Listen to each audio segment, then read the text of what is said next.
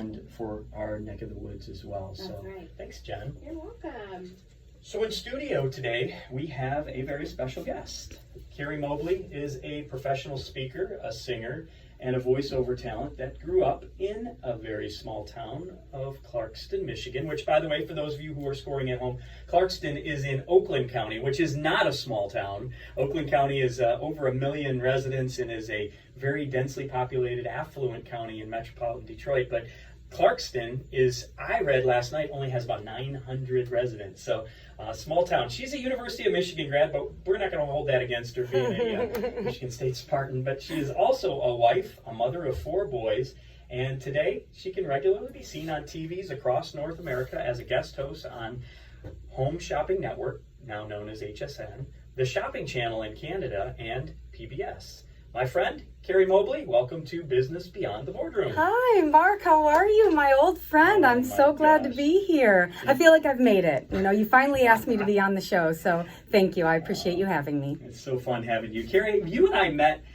I want to say 11 years ago, something like that. We were introduced by somebody. I was running the offices. I think was her name Kim? Is that Kim? That rings a bell. Yeah, she was running the offices where I was renting for the business that I had. Kristen. Yes, Kristen. Yes. And I said, I need somebody that could be an MC for my events. And she said, well, I know this gal and she's pregnant. And at the time it was the Baby Expos was the business that I owned. And she said she's pregnant and she's got 3 boys. I said, she sounds like a good amount of crazy for me. So let's meet up. And we met up. And I guess 11 years later, here we are. I got to tell you, I am so proud. Although we haven't seen each other in a little bit, it's been fun watching you. It's been really, I'm super proud to be able to have worked with you 11 years ago as we did those Baby Expos, but to watch how as a mom of 4 boys, you continue to pursue your dreams as a singer, as a voiceover talent, on TV. I mean, hello, Home Shopping Network all over the country and probably the world. And it's been really cool on top of PBS and the other things with the Shopping Channel. But really exciting, and I'm super proud of you for what you continue to strive for in your life. Well, thank you. I could absolutely say the same about you. You know, here you are, and you're doing great. Honestly, Joy and Kylie, I could have listened to both of them for the entire hour. Really great information. Pat says that every week. Right? He's over there on the other side of the glass taking notes and. Well, you know, and we've talked about expanding the show to another hour or more days of the week. But I mean, with everything that I'm doing, it's hard. But I want to dig into your story, Carrie. You grew up in a small town of Clarkston, Michigan. Tell us what it was like, a little town inside a big city. Well, so first of all, the village. Yeah. Go ahead. What?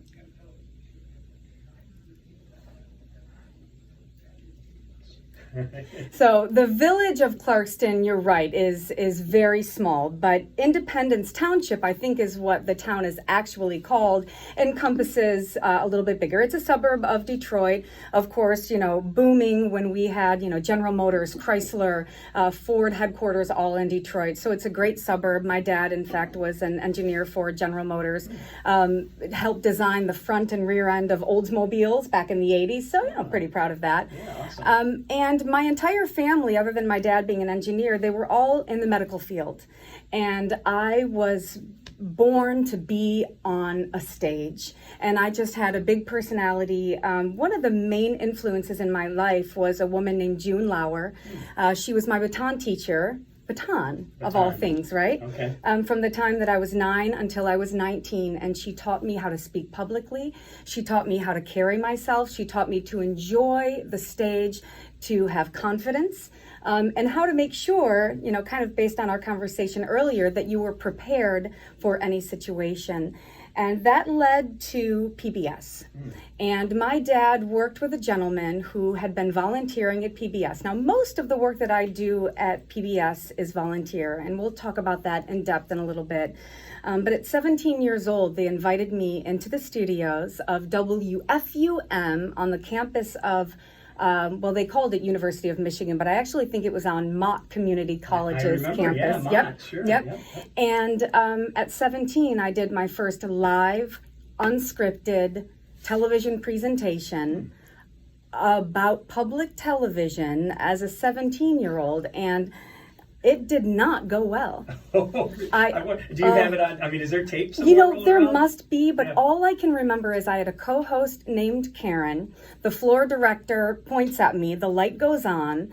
I tried to memorize what I was going to say. Oh. Big mistake Yeah. in live trying to memorize, Yeah. especially without a teleprompter, right?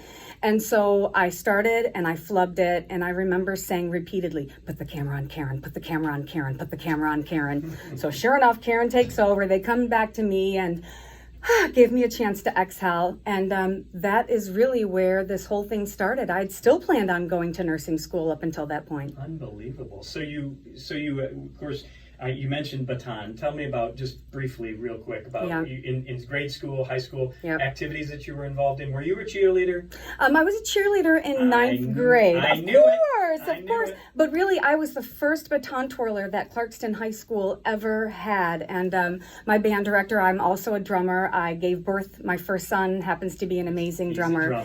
Yeah. But I'm a national champion baton twirler for the Drum Majorettes of America.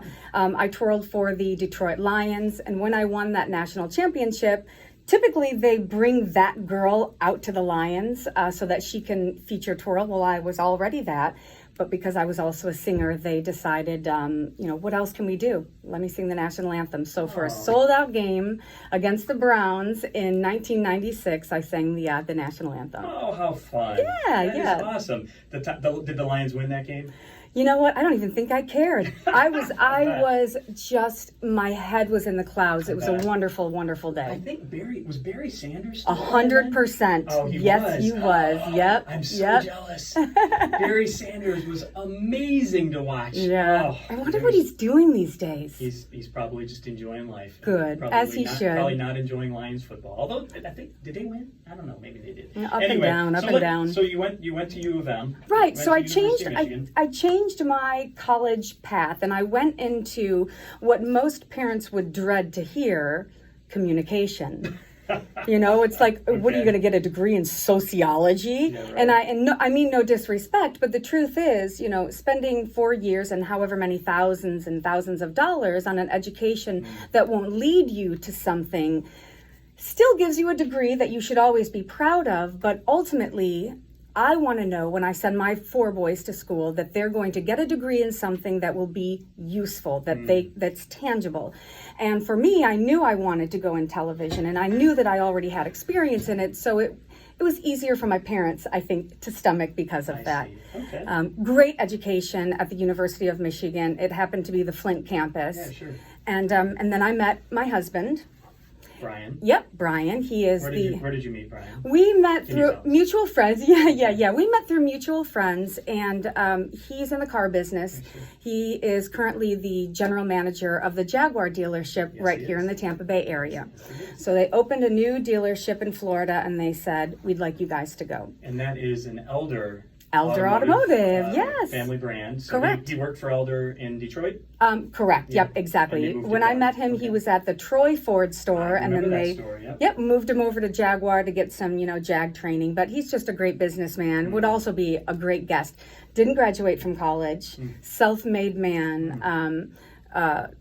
Really insightful. Yeah, I know this. Yeah, I'm sure you do. I've sat at his desk in his office. So great. It's been a few years. We need to talk to him. Brian, if you're listening to this, Carrie just opened the door. You need to call him. All right, so talk about that. So you moved to Florida, and fast forward, you also. So how in the world do we start competing in the Mrs. Florida pageant? Mrs. Tampa. Well, part of baton twirling is about that poise, right? They want to make sure that not only are you a great athlete and you're twirling, they also want you to have the grace and the elegance to walk and to stand, that your social skills needed to be on point, so they do an interview section as well. But the modeling part was always very fun, learning how to walk into a room and capturing attention, learning how to stand so that you don't look or feel awkward. And I enjoyed it so much, plus the beautiful dresses, and so I decided, after I had given birth to 3 of my boys, I was newly pregnant, didn't know it quite yet. I won Mrs. Tampa and then went on to compete for Mrs. Florida. found out I was pregnant with number 4. Yes, another boy. And so Mrs. Florida was amazing. In fact, the girl who won, April Lufriu, she not only won Mrs. Florida, she went on to win Mrs. America and then won Mrs. World. Wow. So if you're going to get beat by anybody, she would be the one. that's the one. Oh, yes, how for awesome, sure. Though. That's But really it got cool. me as a woman to step outside of myself as a mother, because up until that point, everything that I did was play groups and playground and preschool and tummy time and where's the pacifier and nursing and weaning. And while I loved it, and I still do, I still knew that there was something in me that wanted some form of that stage back. You know, I come to life with a microphone on a stage, and where I know that a lot of people being on stage, you know, public speaking is their worst fear. There are some of us, you know, probably in this room, that they thrive on that, and I missed it. So that brought me back into the platform. Awesome. And I bet you right now there's somebody, and it doesn't have to be a mom, but there's somebody listening to this show right now that's saying, you know what, there's something in my heart right now that I wished I was still doing, but I have either put it on the back burner for another reason or something, you know, a job or a relocation or something. And this might be that chance, might be that little light switch on that says, you know what, I can do that too. I want to dig into what it's like being on TV. I mean, you already mentioned, and your kind of TV is totally different than the kind of TV that we see on the nightly news or in sports or whatever, specifically because you're selling as an HSN guest host. I mean, this is no easy task. I mean, you've got to familiarize yourself with new products every time you're getting ready to go on the air. You've got to learn talking points and sales points, and then be able to effectively communicate, like we talked about earlier, all of that in a short period of time on air. I mean, tell us, how does this even work?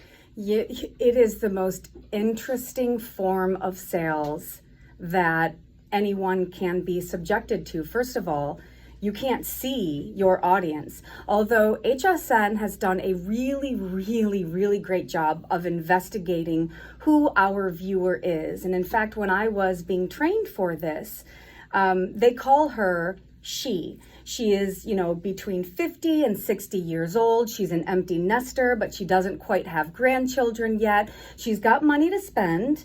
But it has to be on something that adds value to her life. She's seen it all. She's heard it all. How do you engage her?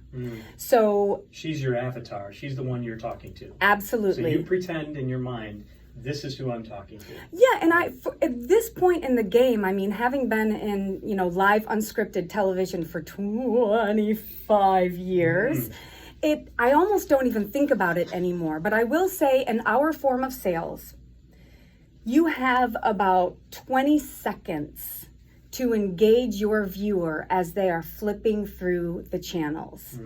And so you have to be very clear and concise and start very basic with what you are selling, right? So let's say, for example, I have an awesome product that I use and love as a gardener. It's called Spray and Grow. And let's pretend somebody was watching the whole way through. You have to dumb it down as basically as you can from the beginning. This is vitamins for your plants. It's going to give you more, bigger, better. And then you start to dive into how you use it, what the results are going to be, and on and on.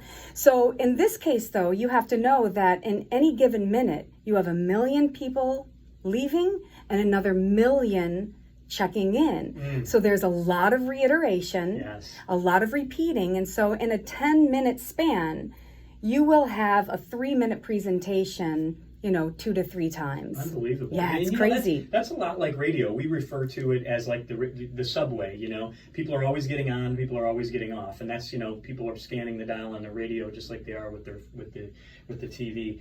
Well, talk about some of the biggest professional lessons you've learned working in TV. I mean, obviously, you got to have at least one lesson that you could share.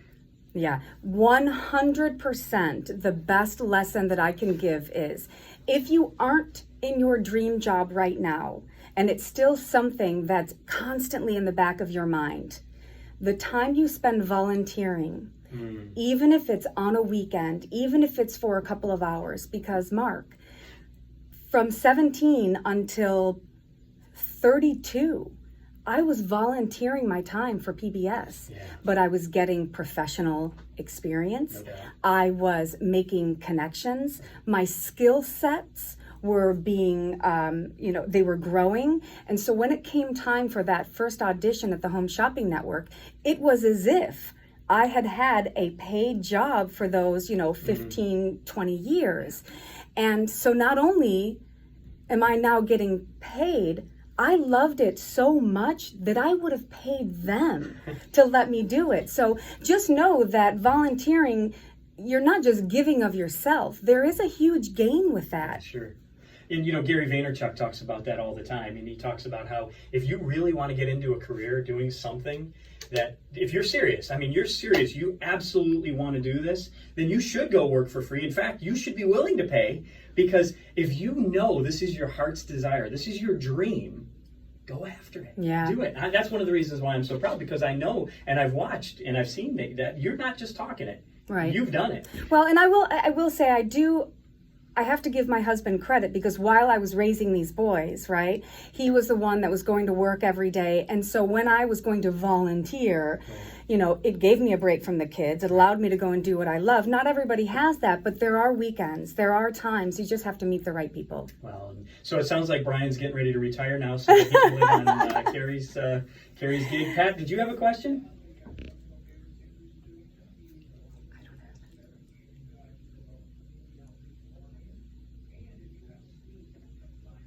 I love it.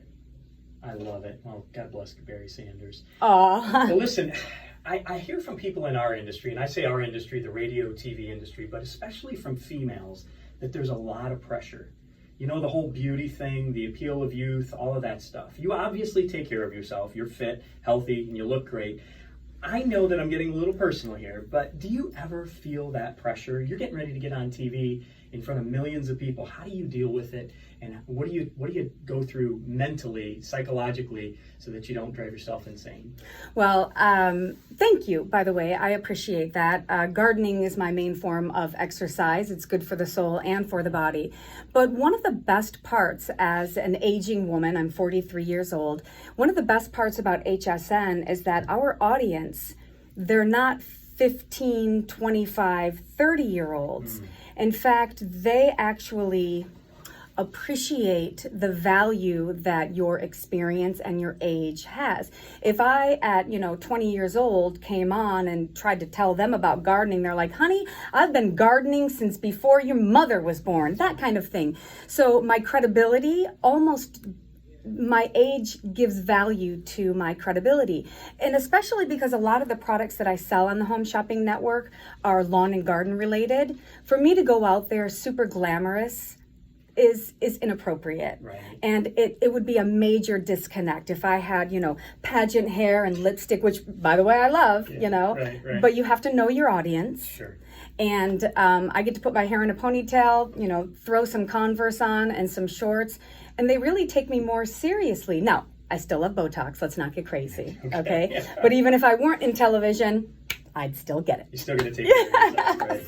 Gotcha. Were you a girly girl when you were growing up? I thought I was, but two of my boys recently have told me that they thought I was a tomboy, and Really? I don't know if I should be offended or flattered. I'm not sure, but I was like, I am a pageant girl. Right. What? Right. But I am not afraid to get down and dirty. I mean, because of that, we talk about that, being a tomboy and whether you were or you weren't. But you've got 4 boys. What's it? I mean, draw the connection there. I mean, because being a mom to 4 boys, I mean, you've got baseball, you've got drumming, there's a lot going on. Yeah. How do you balance all of this as a professional, as a mom, as a wife to a businessman who's successful and has demands? I know you go to charity events, and you saw Orlando down the hall earlier. Yep. I saw you were at a charity with him not long ago. How do you balance all of this with your aspirations? And we've got about 2 minutes. Sure. So this is what I want to leave people with, because that balance is what really, truly is important, because most people don't have it, so then they leave those professional aspirations behind. Okay. So a couple of things. First of all, everybody is going to have their own pie chart about what gives them, what feeds their soul. Don't let your pie chart, be, I guess, influenced by what somebody else's is. And it's really hard to not have guilt. I think working mothers, especially, they tend to be guilt-ridden because they've been away from their kids for, so long, and then they come back and they have to be the disciplinarian. I think guilt is one of the toughest things for women that men might not have to deal with. There is value to your kids seeing you leave them and go and explore your passions. And then lastly, I will say that I inherited from my dad the spaz gene. So the what gene? Spaz, Okay. I'm a spaz, and so Okay. is my dad. And honestly, that amount of energy did make me, I guess, more capable of handling 4 boys, a house to run, a husband, and my work. And so if you weren't born with that gene, it's okay. There are different paths to success, no matter what industry, no matter your energy level. And if all else fails, I like coffee. I like coffee too. Hey, we've got 30 seconds. I want you to tell me your one of the most recent products that you had presented on HSN or the Canadian Shopping Channel. One product, and you've got about 30 seconds. Oh, to sell it? Yeah. Oh, or well, just at least tell us about it. Well, sure. Okay, so I work for a company called Snow Joe, and they make snow shoveling devices. There is an electric snow shovel that honestly throws 2,000 pounds of snow. It's called what? It's called the electric snow shovel. All right, we're going to have to check this out. Yeah, The electric please snow do. shovel. We're out Yep. of time, but listen, Carrie, thank you so much for being here. I love to hear your story. We can have you back again to talk it about would be my all pleasure. this extra stuff, especially the U of M Michigan State football game that's coming up this weekend. Go Green. Blue. Go Blue. All right, well, that brings another episode of Business Beyond the Boardroom to a close. But before we go, I want to give a huge shout out and thank you to Jen Wiggins next to me, Joy McAdams, and Kylie Francis. And of course, Carrie Mobley here, our in-studio guest. I hope you found